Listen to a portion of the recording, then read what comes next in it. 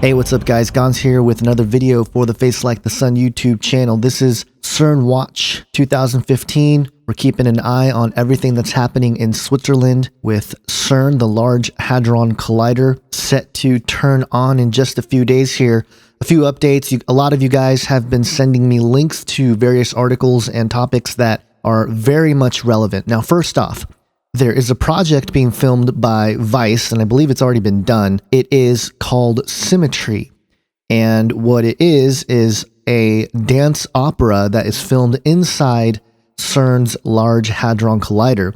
And here are some photos from the project. You can watch the teaser of Symmetry on Vimeo, and I'll leave links in the description section. But basically, to me, what this represents, for all intents and purposes, this seems to be literally just a ritual. I mean, literally a ritual calling out to the gods, or perhaps the god, lowercase g, that they are trying to invoke with this whole project. And if you consider the statue of Shiva, the god of destruction, that sits in front of CERN, things get really, really interesting really quickly, especially when you start considering the fact that one of the things that Shiva does is dance for the purpose of creation and the purpose for destruction. There's a thing called the Shakti, and basically Shiva forms a tantric couple with Shakti, which is an embodiment of energy, dynamism, and the motivating force behind all action and existence in the material universe. And basically what happens is when Shiva does a dance called the Lasya, it's a gentle form of dance and it's associated with creation. And there's also something called the Tandava, which again is a dance that's associated with power and masculinity, and it has something to do with the destruction of the world. So again, in my opinion, this is simply a ritual that they are performing in order to appease the gods, maybe call out to them, ask them to come through. And who or what might be coming through the portal, if it is a portal and they open CERN as a gateway here? Well, not surprisingly, just yesterday, the Disney XD show Gravity Falls had their second season, episode 11, Not What He Seems. And I've been tracking Gravity Falls for a very long time now. I know everyone's talked about the Illuminati symbolism, and if you watch the show, I've been watching it since the beginning when it started. The thing is with this show is that it seems like the writers sort of make fun of the whole concept of Illuminati and sort of use that in a way to state the obvious, so to speak. So there's a part of me that goes, okay, you know, the writer here is a young guy. He's just sort of using it to portray some of his ideas. But I definitely think that someone's in his ear or somebody is helping him come up with some of these ideas, because why would this episode air this week, the same week that the Large Hadron Collider will be turned on at double the power? We see Stan Pines, who is the main character here, and he's got his Shriner hat and everything else. There's some secrets about him that have been revealed in this episode, and I watched it last night, and basically he opens up a portal, and this has kind of been the running theme since the beginning of the show. And if you don't know the story, I'm not going to do a full expose of Gravity Falls right now. There's just way too much symbolism in there. You guys can probably discern what's going on by just watching the show or looking at pictures of the show.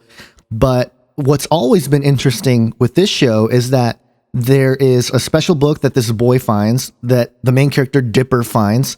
The reason why he's named Dipper is because he has a constellation on his forehead of the Big Dipper, which is interesting in itself. But he finds a book, this magical book, this occult book, and there are 3 of them. And on the cover, there's a handprint with 6 fingers. And then also when Bill Cipher, who is this ridiculous Illuminati character, a golden triangle pyramid with a single eye that comes through, there's a whole episode where they go into Stan Pines' mind, and I mean, they do this whole deal. He's a bad guy, whatever. He talks about at the end of one of the older episodes that there's something important coming, and he shows the motif of the 6-fingered hand. And then last night, Gravity Falls, Not What He Seems airs, and what do you know?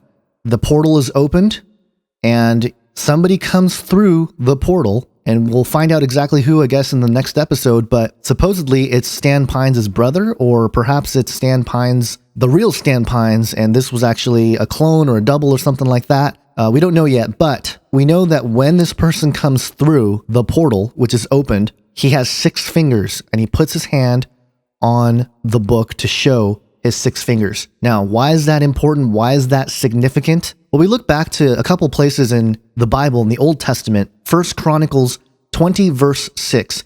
And also this is mirrored in 2 Samuel 21:20. And I'll read that one to show you what's going on here. In the King James Version, it says here, "And there was yet a battle in Gath, where a man of great stature that had every hand 6 fingers, and on every foot 6 toes, 24 in number.